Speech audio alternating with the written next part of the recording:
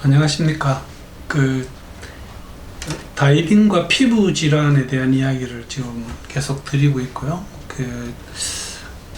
이번 시간에 나머지 부분을 다 커버를 할까 합니다. 내용이 사실은 상당히 많은데, 이 같은 피부 질환 중에서도 다이빙에 직접적인 연관되는 내용들을 추렸기 때문에 한번 참고가 되기를 기대를 합니다. 그래서 지금까지 벤즈와 드라이 스퀴즈, 그 다음에 접촉성 피부염과 곰팡이 감염, 습진 이런 거에 대해서 말씀을 드렸습니다. 오늘은 캔디다증이라고 하는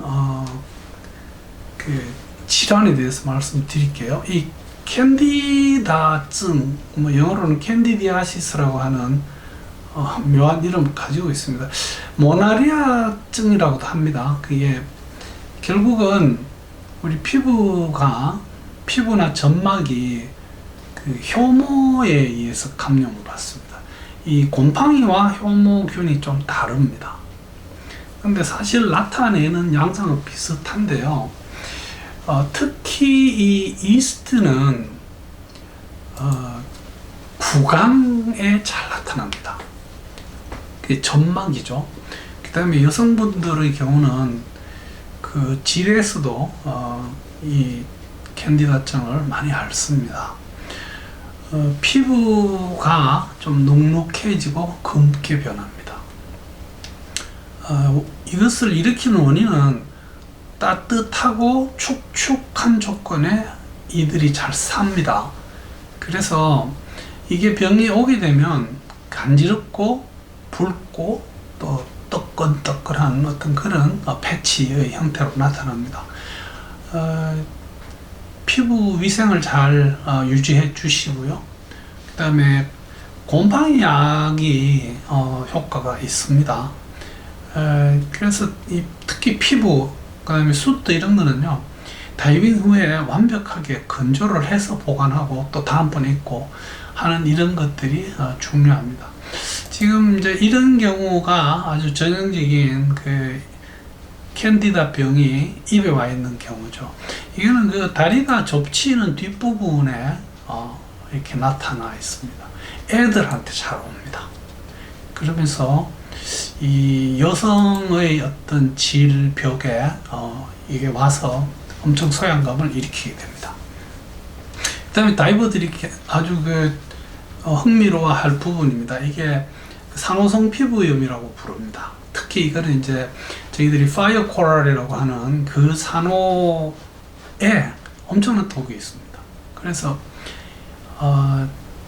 이렇게 예를 들어서 성게같이 꽉 찔리는 게 아니고 스치도 굉장히 피부에 자극이 심하고 통증이 엄청 심합니다. 문제는 얘들이 닿았을 때 뿐만이 아니고 이 웨스트를 통해서 천천히 들어오는 경우가 있습니다. 그래서 이게 위험합니다. 이게 통증이 다이빙하고 나올 때쯤 돼서부터 아프기 시작할 수 있습니다. 진물이 나고요, 발갛게 발적이 되고 자꾸 만성적으로 붓기가 가라앉지 않으면 이때는 적극적인 약물 치료 같은 걸 해야 되기 때문에 만약에 이 치료가 지연되면 이 파이어 코랄의 네마토시스트 독이 피부 밑으로 자라 들어가서 더 많은 문제를 일으킬 수 있습니다. 만약에 하루나 한 이틀 지나도 호전이 안 되면 빨리 병원에 가시는 게 좋습니다. 2차 감염도 예방을 해야 되고 해서 경우에 따라서는 항생제를 먹는 경우도 있습니다. 이런 경우는 굉장히 좀 심한 경우입니다. 저도 한번 쏘여봤는데 참 힘들더라고요. 꽤 아마 많이 보신 적이 있을 겁니다. 지금 이제 이 사진을 보고 제가 최근에 제 조카의 다이빙 버디 한테서 받은 사진하고 아주 비슷하다는 느낌을 받았습니다. 그래서 이것도 그게 아니었을까. 그 사진은 제가 조금 이따 보여드리겠습니다. 다 거기에 해당되는 사진들입니다. 여러분들 요즘은 그 애들이 땀띠라는 병이 잘 안 걸립니다. 그 저희들 어릴 때 혹은 클 때는 지금처럼 에어컨 같은 것이 없었습니다. 그래서 여름 되면 많이 덥고 그 다음에 습기가 높은 그런 곳에 있다 보면 이 땀샘이 막혀버립니다. 근데 막힌 땀샘에 땀은 만들어집니다. 그래서 그것이 볼록볼록볼록한 땀띠를 일으킵니다. 이 좀 유식한 말로는 뭐 속립진 혹은 한진 뭐 이렇게 표현하는데 이 단어를 알고 있는 의사가 거의 없습니다. 그냥 땀띠입니다. 피하에 피부 밑에 아주 작은 수포처럼 생기고요. 이게 또 피부를 아주 시원한 데 들어가면 이렇게 기온을 낮춰주면 금방 가라앉더라고요. 그래서 다이버들도 이거 잘 생깁니다. 좀 따끔따끔한 느낌을 느낄 수도 있고 간지러워도 하고요. 이거는 제일 중요한 게 2차 감염을 일으키지 않아야 됩니다. 그래서 이걸 북북 긁다가는 터뜨리고 그게 2차 감염이 잘 올 수 있습니다. 이 땀띠가 너무 심해지면 온몸에 땀띠가 나면 이렇게 되면 실제로 이 땀띠라는 병 때문에 사람들이 히트 익조션 열피로 상태에까지 올 수도 있는 걸로 되어 있습니다. 그냥 두면 발진이 생기고 커지고 땀샘에 상해를 입힙니다. 결국 염증을 일으킵니다. 그래서 시원하게 이렇게 우리가 유지를 해야 되고 피부 위생에 주의해야 됩니다. 사실 최근에 제가 이 병을 본 기억이 별로 없습니다. 최근에도 상당히 자주 진료를 하긴 하는데 다행입니다. 이게 다이빙 할 때도 요즘 워낙들 시원한 물에서 샤워 잘 하고 하기 때문에 잘 발생하는 것 같지는 않습니다만은 소지는 있습니다. 이런 것도 굉장히 전형적인 땀띠 모습이죠. 이는 이 팔에 이렇게 나타난 겁니다. 그 다음이 여러분들이 꼭 알고 계셨으면 하는 Sea Bath's Eruption 이라고 되어 있습니다. 그래서 이거를 저희들 의학 용어 사전에서 제가 못 찾았어요. 그래서 해수욕 발진, 바다에서 목욕하면 생긴다, 뭐 비슷한 그런 용어로 만들었습니다. Sea Bath, 바다에서 bath, 목욕하는 사람들한테 생기는 발진입니다. 이것은 수영복을 입었다든지 수트를 입었다든지 할 때 수영복 안에서 생깁니다. 수트 안에서 생깁니다. 노출된 부분에는 또 이게 잘 생기지 않습니다. 원인이 sea lice라고 합니다. 바다의 벼룩? 근데 이 sea lice는 나중에 제가 그림을 보여드리겠지만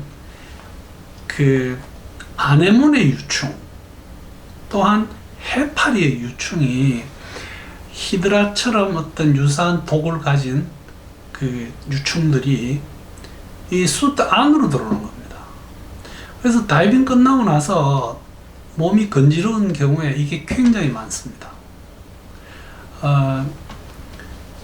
이 유충은 작기 때문에 저희들이 제가 자주 보는 장면인데요. 열대지방에서 다이빙 하다가 수트 안에 소변을 보시면 배로 바로 안 올라오고 이렇게 들고 이렇게 물을 많이 넣어서 씻어내고 합니다. 충분히 올 수 있을 것 같아요. 수트 안에서 어떤 간지러움 이런 걸 느끼시면 빨리 벗고 그 부위에 식초, 알코올 같은 걸로 세척을 해주면 됩니다.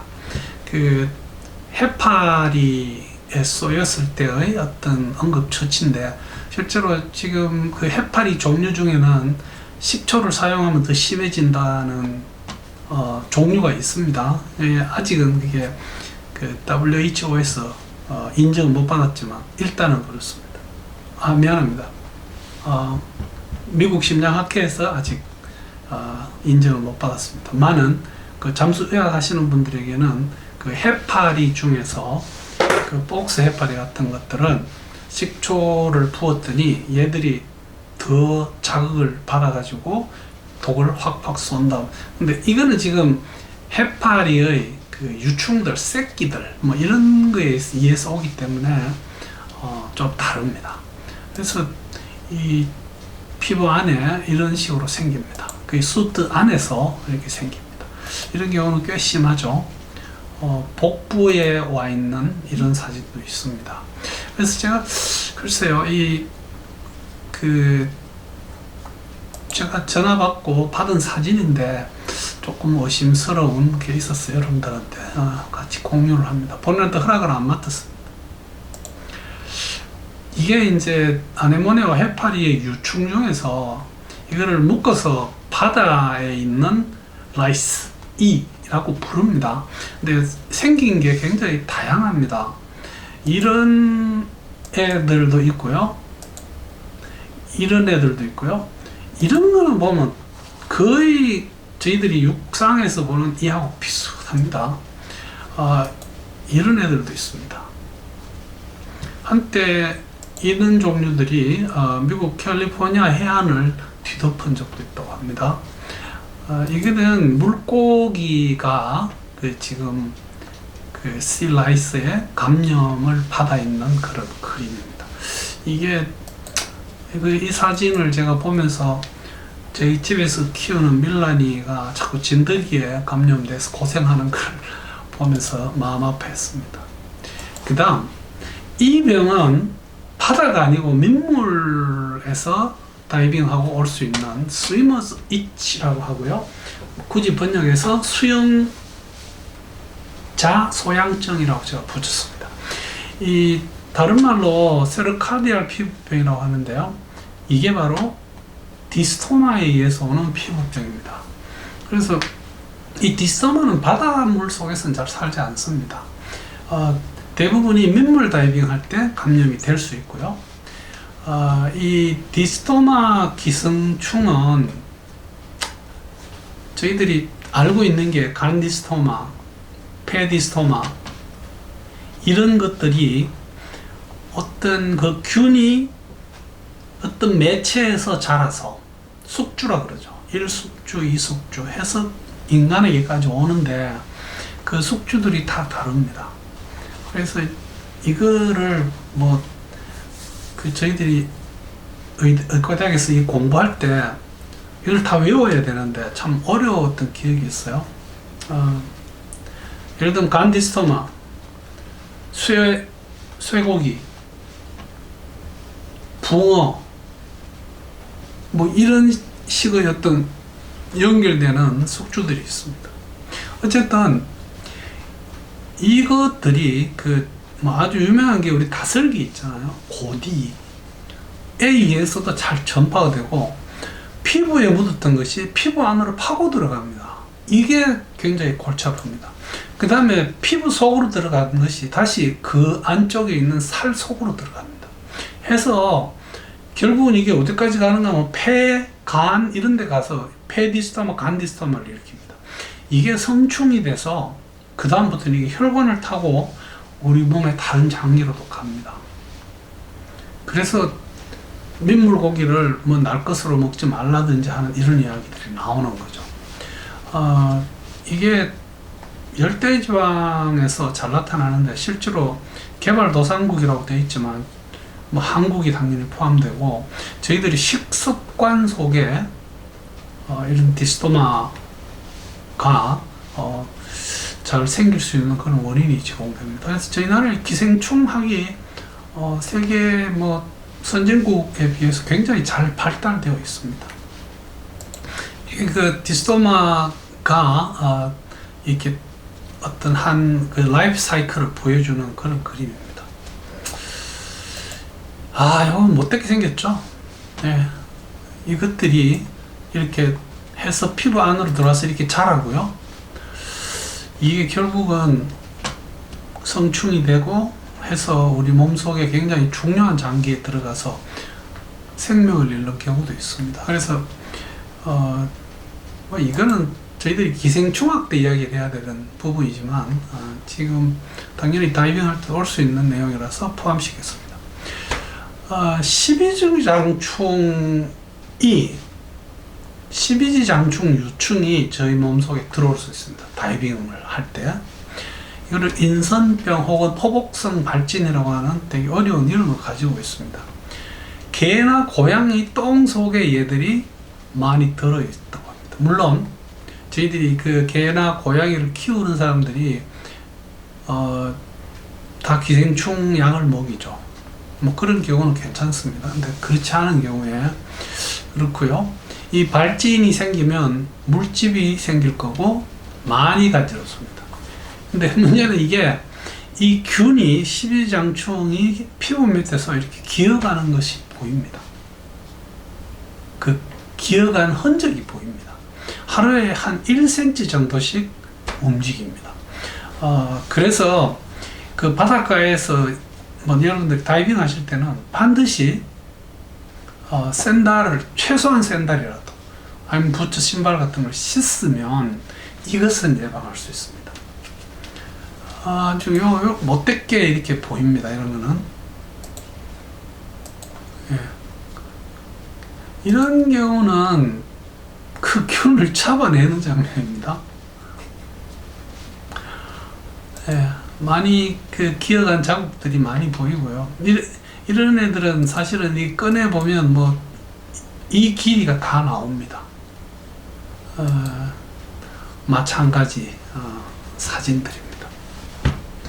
여러분 그 여러 차례에 걸쳐서 이 다이빙과 피부 질환에 대해서 제가 설명을 드렸습니다. 벤즈 다이빙 조심하시면 됩니다. 드라이수트 요즘 드라이수트 교육이 잘 발달되어 있죠. 그래서 밸브를 열고 다이빙을 하셔야 되고 그 다음에 내가 수면에 왔을 때 밸브를 닫고 공기를 넣어주시고 이렇게 하면 되죠. 알레르기성 접촉성 피부염요, 히드라충에 대해서 말씀드렸고 그 네오프렌에 이런 피부염을 나타내시는 분도 있습니다. 곰팡이나 이스트에 대한 말씀도 드렸고요. 습진이 어떤 그 바다 혹은 민물 이 물과 자꾸 접촉을 하는 부분 때문에 저희들 피부에 습진이 올 수 있다는 말씀을 드렸습니다. 우리 계속 설거지를 맨손으로 많이 하시는 주부들에게 오는 것을 저희들이 주부섭진이라고 합니다. 그 다음에 산호성 피부염요, 특히 파이어 코랄 말씀을 드렸습니다. 그 다음에 그 해수를 하시는 분들에게 오는 그런 병, 그 다음에 그 12지장충 뭐 이런 것까지 다양하게 말씀을 드렸습니다.